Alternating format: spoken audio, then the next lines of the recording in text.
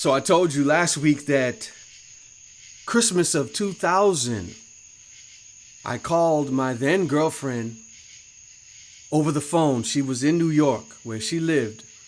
Again, I met her in Florida where I lived while she was vacationing, visiting with her sister.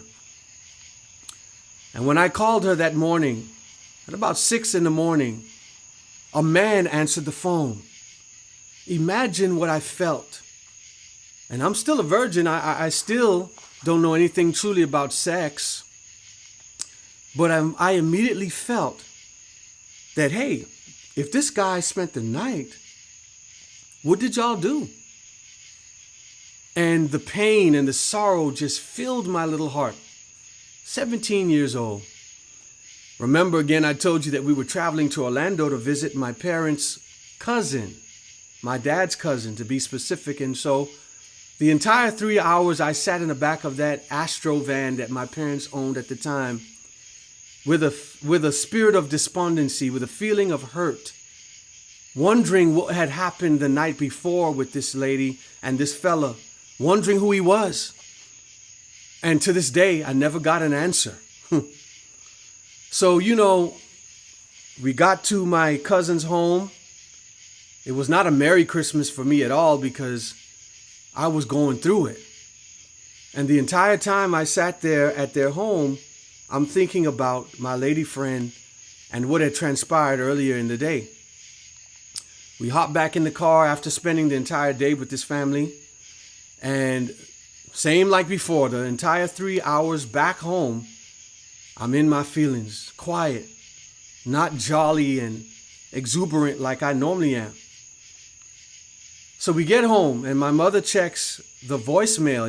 Back then, before cell phones, I guess, were prominent, we still had the old voicemail system where you had a tape or whatever recorder and you could hear the voicemails on the phone when you got back.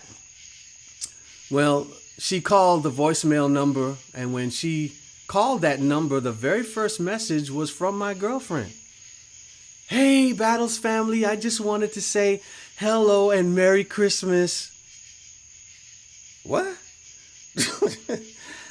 You talking about being in a conundrum of feelings and being just distraught and confused. I'm like, your last words to me this morning was basically cussing me out, telling me that it's too early to be calling you on Christmas morning. When a man answers your phone.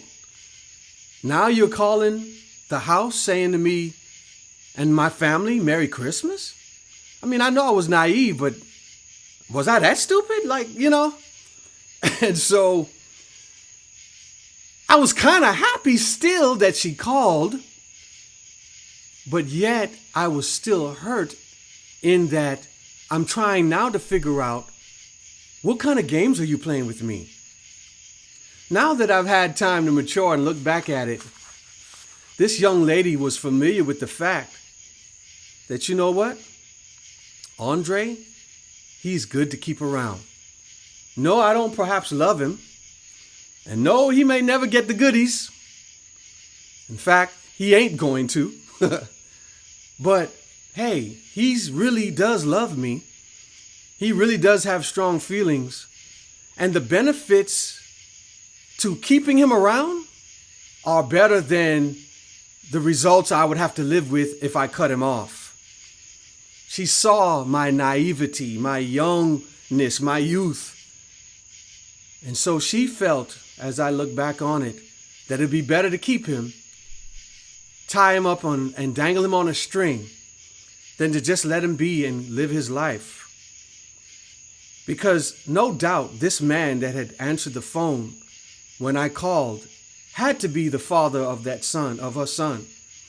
And if he wasn't, at 6 o'clock in the morning, it was somebody that she was intimately involved with. I'm convinced of that. Now, it didn't take 22 years to figure that out. But 22 years later, I can say with all certainty that she was playing me. And I put myself in that position due to my anxiousness. The Bible says, be anxious for nothing, But in all things, through prayer and thanksgiving, make your requests known to God. What does that mean? Especially when we're young, we're anxious to live our lives and to hop into the mainstream of adulthood when it's not really time. Well, we've gone through puberty, we're growing hair under our armpits, and certain body parts perhaps start growing, or the bass in the voice gets deeper. So we figure we grown. I was growing hair from the age of 12 on my face. 6'4" in the 10th grade. So hey, I'm grown, right? But the speed bumps that were placed in my life were meant to keep me safe. And when you are not willing to slow down and be patient, then the only other option is to be anxious and grab at things in life as if they're going to run away from you. And because I was so willing and desiring to feel this love and this affection, this connection to a soul, I jumped in high water before I could swim without a life jacket. It's happened to you before. You're looking at me and you're saying, boy, you were stupid. And then those 4 fingers are pointing right back at you because you did the same thing at some point in your life. I'm almost sure of it. When your mother or father or guardian were telling you, hey, slow down, pump your brakes, man. But you didn't listen because you were anxious. Be anxious for nothing. Because often what we think is gold is base metal. It ain't nothing. We lose our virginity behind people who we don't talk to today, who we don't acknowledge. They ain't our friends on Facebook even, because the pain and the memory of them is deep, right? Yeah, I know that feeling. I've been there too. And so as I moved on from that situation, I began to withdraw my feelings a bit more. Still in love, still naive, but with the distance between us and the reality setting in of who she really was, it was becoming easier to walk away.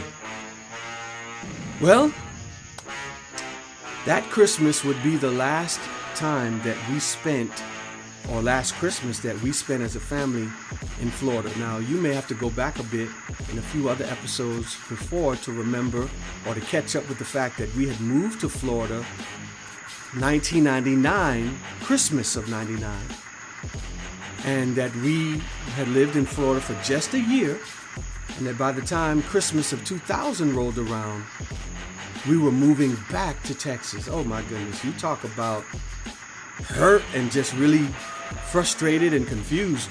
Yeah, a lot was going on in my life at that time, at the age of 17.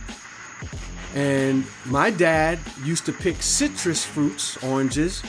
He was making good money. My mother worked at Quest Diagnostics. She was making decent money.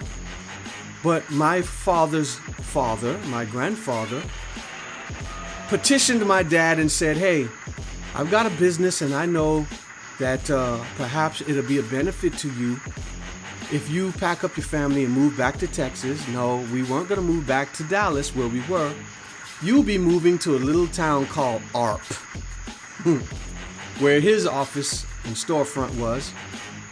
And I'll help you get on your feet. Mind you, we were living in a 3-bedroom apartment, gated, had to have a key to get in the gate, in the middle of a flourishing city, Deerfield Beach, beautiful place, affluent place, right next to Delray Beach, or Pompano Beach rather, where there are movie stars and money, fancy car. I mean, we were living nice. So it made no sense to me at 17 why we were moving. Well, Dad, you're making good money, and Mom, you're making good money, right? We're living in an excellent place. I mean, it was beautiful. And if you go back even further to my testimonies in the past, for a big chunk of my my adolescent years, we lived with my grandparents in the Bahamas. So to have this particular stage in my life at 17 where we have our own, I've got my own room with my Michael Jordan posters on the wall and my own stereo system, 3-disc CD changer. I was in heaven. We were at a church family that loves us and accepts us as their own. You know, no, Teray wasn't, called her name, wasn't there because she had moved back to New York. But hey, I mean, at least I'd have the opportunity to see her during the summer months when she'd come back to visit her sister. I mean, life was great. But it wasn't great enough, apparently, and so we moved again back to Texas after having been gone only a year. But like I said, we left Dallas, the big city, cold cowboys, and we moved to a town called Arp. You probably wouldn't find it if you looked for it on a map. Literally 500 citizens in this city. Coming from a high school in Florida where there were easily 2,000 students, to where the high school in Arp was so small that the elementary level was on one hallway, and 3 feet away on another hallway was the high school. Tune in next week for another episode of You Don't Know Wednesday. Peace.